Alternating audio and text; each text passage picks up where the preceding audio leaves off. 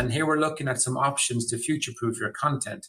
And when we say future-proof your content, you're really starting off with getting some best practice today so that in the future, your processes are going to be much more efficient. So Neil's going to share some examples around why standards and guidelines are important, workflows, templates, and even up to translation. There's a lot in here, so we're going to kind of just touch the surface. And as Neil said before, we could talk all day on any one of these particular topics. For sure. So again, in the past, when we've gone into support clients with our authoring team, the first steps we do is we ask, has the client's authoring team got a standards and guidelines, so that our authors can quickly get up to speed, create content in as efficient a manner as possible, but that matches what the authors internally are already creating.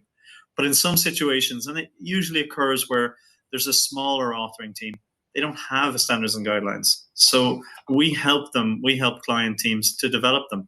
And there are three key benefits to having these in place, even for those smaller authoring teams.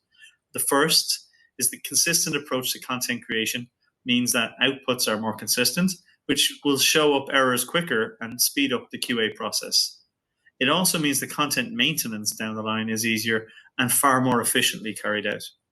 Secondly, from an authoring point of view, onboarding new authors, whether it's ourselves, whether it's new authors being hired in, whether they have SAP Enable Now experience or not, is much quicker.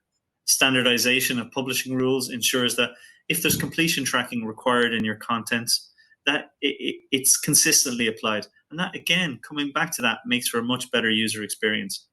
Oftentimes, these guidelines include how to approach SMEs, which ensures a more efficient use of their time, which we can all be agreed is quite limited. And then these can be refined on a project-by-project basis. Finally, and critically, standardized approach ensures that the learner is already familiar and comfortable with the layout and structure of content, and all they need to do to engage with it is just learn the actual content that you're delivering.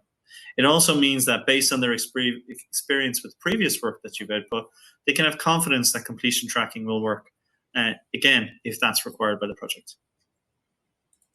Thank you, Neil. And I'm coming to one of my own favorites, actually, are some workflows. So do you want to maybe share your own perspective on these, please? Yeah, so workflows is a really underutilized part of the SAP Enable Now tool, but implemented early on in the development process, it can have some great benefits. And these can include role separation in the object lifecycle, which can ensure that there's no delays or ambiguity between the stages of development. And also the ability for the master authors to run scheduled reports of content creation progress. This can include percentage of content at each stage of development, which will quickly identify any potential blockers to completion.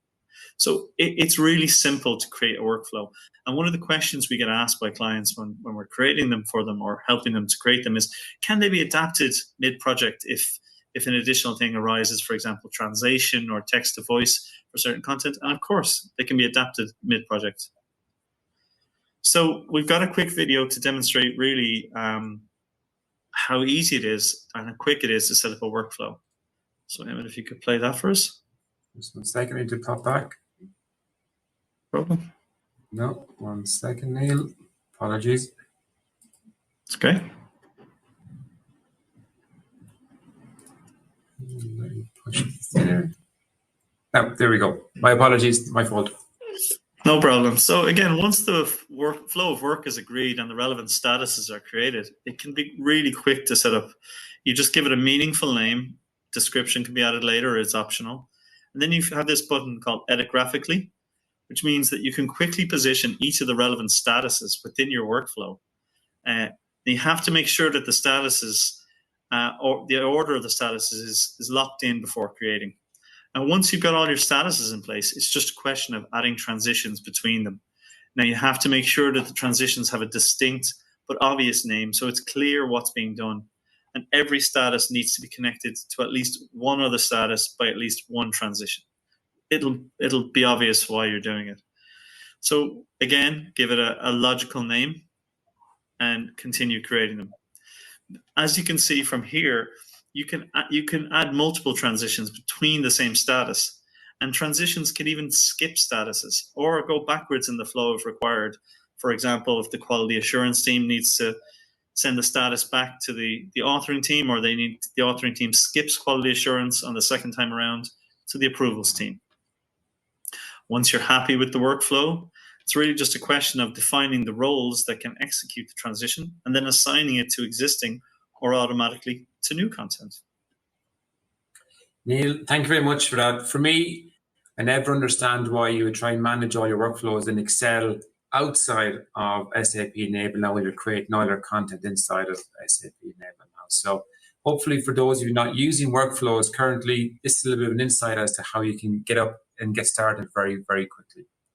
So Neil, moving quickly along, we've got a little bit of information on translation, localization. So maybe share some very brief best practices here, please.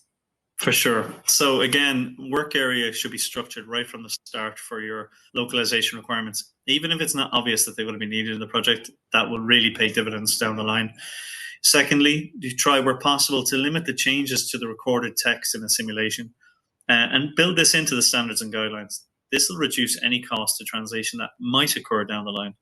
Thirdly, if a project requires translation, make sure to use the auto translation feature within simulations before you export to XLIF or you engage the SAP Translation Hub. That will save on costs and time. Then, if the project calls for it, ensure that the re-recording process and the quality assurance process required by that are effectively built into the deliverable timelines, because it can take longer than you anticipate. And finally, if translation of some or all deliverables in the project is added mid-project, ensure again that the workflow is updated and extended so you can effectively track this and report on the progress of the translation.